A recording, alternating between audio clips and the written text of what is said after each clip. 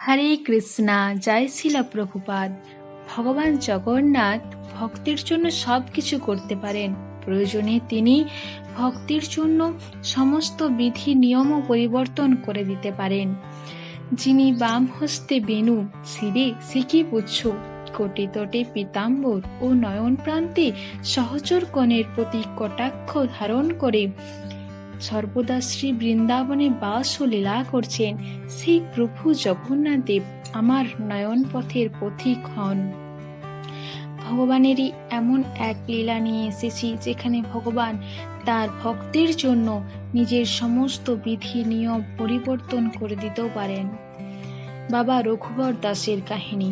একাদশ শতকের মধ্যবর্তী সময়ে উত্তর ভারতে বাবা রঘুবর দাস নামে একজন ভক্ত ছিলেন। তিনি ছিলেন তার আরাধ্য দেব ভগবান শ্রী রামচন্দ্রের একনিষ্ঠ ভক্ত। সেই সময় রাজা অনঙ্গ ভীমদেব উৎকল রাজ্য শাসন করছিলেন। সেই সময় শ্রী জগন্নাথ মন্দির নতুন করে নির্মাণ করা হয়েছিল। বাবা রঘুবর দাস নবনির্মিত সেই প্রসিদ্ধ মন্দিরের কথা শুনেছিলেন। রঘুবর দাস পদব্রজে তীর্থযাত্রা করছিলেন। ভারতের সকল তীর্থস্থান দর্শন করে পরিশেষে বাবা রঘুবর দাস শ্রী জগন্নাথ দেবীর দর্শনের আকাঙ্ক্ষায় পুরী ধামে উপনীত হলেন। তিনি যখন পৌঁছলেন সেই সময় পুরী রাজা এমন কাউকে খুঁজছিলেন যিনি যজ্ঞাগ্নি পবিত্র অগ্নি হোম রক্ষা করতে পারবেন। শাস্ত্র নির্দিষ্ট নিয়ম অনুসারে প্রথমে আচার্যগণ পবিত্র অগ্নি বৈষ্ণব অগ্নি সহযোগে পুনঃ আহুতি প্রদান করবেন। সেই অগ্নি দ্বারা শ্রী জগন্নাথ দেবের ভোগ রন্ধন করতে হবে। কেবল এইভাবে ভোগ রন্ধন করা হলে তবেই তা মহাপ্রসাদ হিসাবে বিবেচিত হবে। সিদ্ধান্ত করা হয়েছিল যে কোনো সাধারণ মানুষ নয়, একজন মহান সাধক এই বৈষ্ণব অগ্নি রক্ষা করবেন। দেশের সকল সাধকগণের অবগতির জন্য ঘোষণা করা হলো যে তারা যেন এসে এই বৈষ্ণব অগ্নি রক্ষা করার মহান সেবাটি গ্রহণ করেন।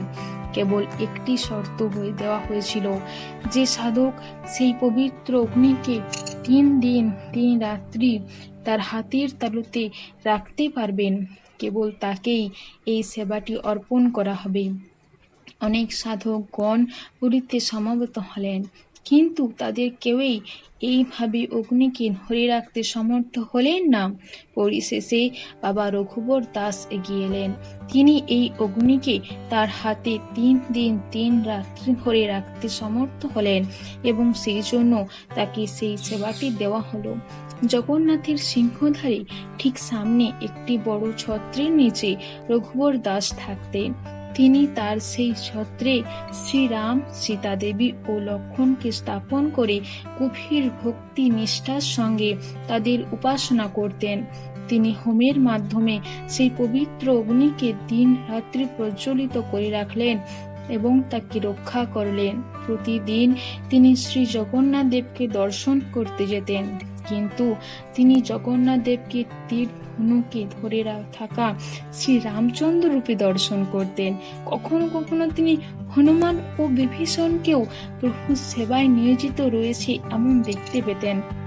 এইভাবে রঘুবর দাস পুরীতে ভগবানের সেবা ভগবান জগন্নাথের মহান ভক্ত হিসেবে প্রসিদ্ধ হলেন।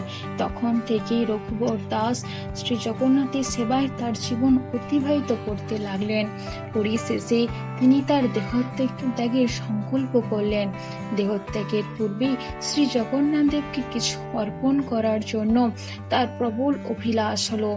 একদিন তিনি জগন্নাথ, বলদেব এবং সুভদ্রা দেবীর শোলা ও কলাপাতা দিয়ে তৈরি অনুপম সুন্দর মুখপদ্ম বলে একটি সাজ তৈরি করলেন, যা বিগ্রহ সমূহের আনন্দ পরিবেষ্টন করে শোভিত হবে। তিনি সেই পবিত্র অগ্নির সন্নিকটে গেলেন এবং সহস্তে ঘি এবং মিষ্টান্ন দিয়ে কিছু সুন্দর সুস্বাদু পরমান্ন তৈরি করলেন এবং তা মন্দিরে নিয়ে গেলেন।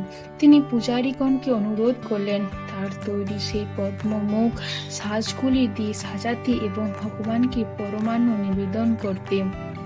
জগন্নাথ মন্দিরের পূজারীগণ কঠোরভাবে চিরাচরিত প্রথা মেনে চলেন। সেজন্য মন্দির প্রাঙ্গণের বাইরের থেকে কিছু রান্না করে এনে বিগ্রহ সম্মুখে নিবেদন করা ছিল বিধি বহির্ভূত। পূর্বে কখনো শোলা ও কলাপাতা দিয়ে সাজ বিগ্রহ সমূহের শৃঙ্গার বা অঙ্গ শোভায় ব্যবহৃত হয়নি। কিভাবে তারা প্রথা ভেঙে সেটি করতে পারবেন?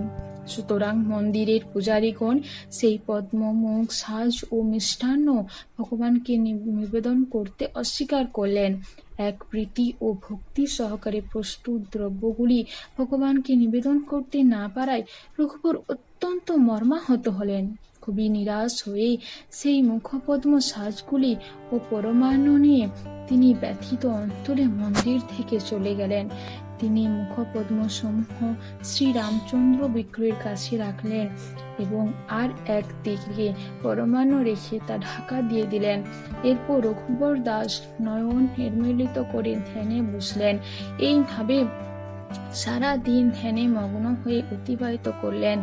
পরের দিন সন্ধ্যায় মন্দিরের পূজারীগণ ভগবানের যা সমস্ত সন্ধ্যাকালীন কৃত্যাদি সবই সম্পন্ন করলেন। ভগবানকে বিশ্রাম দেওয়ার পূর্বে তাকে বড় সিঙ্গার বেশ পরানোর আয়োজন চলল। বড় সিঙ্গার বেশ হচ্ছে একটি বিশেষ বেশ যা প্রভু শয়নকালে পরিধান করেন। বহু ভক্তগণ তাদের গৃহে ফিরে যাওয়ার পূর্বে এই বড় সিঙ্গারে প্রভুকে দর্শনের জন্য প্রতীক্ষা করছিলেন। পূজারীগণ বিগ্রহসমূহের বেশভূষা শৃঙ্গার করতে ব্যস্ত ছিলেন, কিন্তু প্রভুর উষ্ণীষ শিরভূষণ বারবারেই তার মস্তক হতে পড়ে যাচ্ছিল। যেমন ভাবেই তারা চেষ্টা করুক না কেন, কিছুতেই তারা ভগবানের উষ্ণীষ তার মস্তকে রাখতে পারছিলেন না।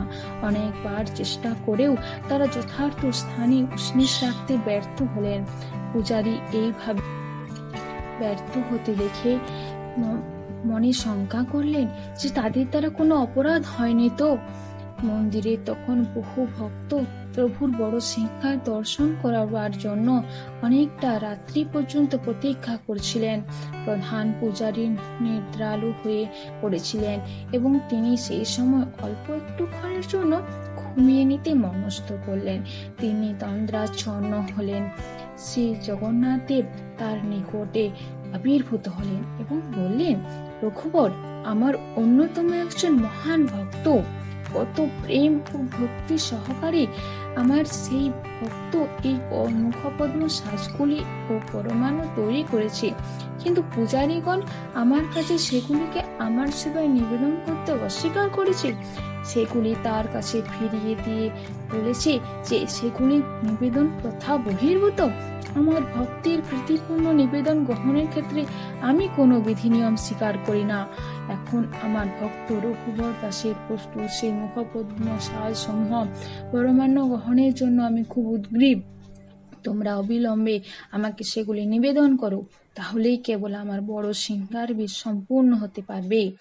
এইভাবে প্রভুর প্রত্যক্ষ আদেশ পেয়ে প্রধান পূজারী তৎক্ষণাৎ রঘুবর দাসের সঙ্গে দেখা করতে ছুটলেন। যদিও সেটি ছিল মন্দিরের বিধি নিয়মের বহির্ভূত, তবুও ভগবত আজ্ঞা অবশ্যই পালন করতে হবে। মন্দিরের সামনে যেখানে রঘুবর থাকতেন সকল পূজারীগণ সেখানে পৌঁছলেন। তারা দেখলেন রঘুবর উপবিষ্ট হয়ে ধ্যানে নিমগ্ন। পূজারীগণ তাকে প্রভুর আদেশের কথা জানালেন। তার প্রতি প্রভুর কৃপার কথা শ্রবণ করে রঘুবর অত্যন্ত খুশি হলেন এবং অত্যন্ত আনন্দ চিত্তে তিনি সেই মুখ পদ্ম সাজসমূহ ও পরমান্ন শ্রী জগন্নাথ দেবকে নিবেদনের জন্য পূজারীগণের কাছে অর্পণ করলেন। বিগ্রহ সমূহকে যখন সেই সুন্দর মুখ পদ্ম সমূহ দিয়ে ভূষিত করা হলো এবং সেই সুস্বাদু সুগন্ধি পরমান্ন প্রভুকে নিবেদন করা হলো, তখন পূজারীগণ প্রভুর উষ্ণীষে করাতে কোনো সমস্যা ছাড়াই যথাযথভাবে স্থাপন করতে পারলেন। বড় সিঙ্গার বেশে প্রভু শোভিত হলেন। প্রতীক্ষারত সকল ভক্তগণ প্রীতি মনে প্রভুকে বড় সিঙ্গার বেশে দর্শন করলেন এবং তাদের গৃহে প্রত্যাবর্তন করলেন। রঘুবর রঘুবর দাস মন্দির দর্শনের জন্য গেলেন না, কিন্তু সেই ছত্রের নিচে উপবিষ্ট অবস্থায় তিনি দর্শন করলেন শ্রী জগন্নাথ, বলদেব ও সুভদ্রা দেবী তার তৈরি মুখপদ্ম সাজে সজ্জিত হয়ে অনুপম সুন্দর রূপে শোভা পাচ্ছেন। তিনি দর্শন করলেন শ্রী জগন্নাথ দেব তার তৈরি পরমানন্দে গ্রহণ করছেন সিংহদ্বারের কাছে। আর সেই রঘুবর দাস প্রেম বিগলিত চিত্তে সেই অনুপম সুন্দর দৃশ্য দর্শন করলেন। নয়ন বিগলিত প্রেমাশ্রু তার খণ্ড দেশ দিয়ে ঝরে পড়তে লাগলো। করজোড়ে তিনি তার প্রভু শ্রী জগন্নাথ দেবকে বিনম্র চিত্তে প্রার্থনা নিবেদন করতে লাগলেন। এইভাবে শ্রী জগন্নাথ দেবের অপূর্ব রূপ দর্শন করতে করতে রঘুবর দাস গৃহ ত্যাগ করলেন এবং ভগবানের কাছে ফিরে গেলেন। তার স্মৃতিকে স্মরণীয় করে রাখতে সিংহদ্বারের কাছে একটি মঠ প্রতিষ্ঠিত হলো। আজও সেই মঠটি রয়েছে। সেটি বড় ছাতা মঠ নামে প্রসিদ্ধ। এমন নাম যেহেতু রঘুবর দাস বড় ছাতার নিচে থাকতেন, তাই এই মঠে শ্রী রামচন্দ্র ও সীতা দেবীর বিগ্রহ সমূহ পূজিত হন।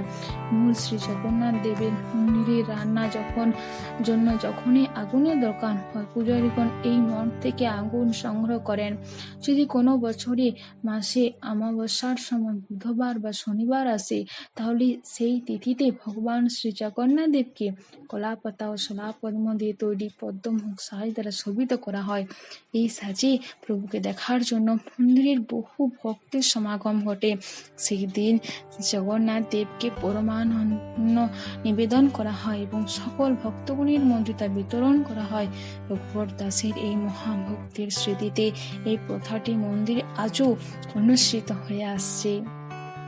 আপনারা শুনলেন রঘুবর দাসের এক অপূর্ব কাহিনী। হরি বল।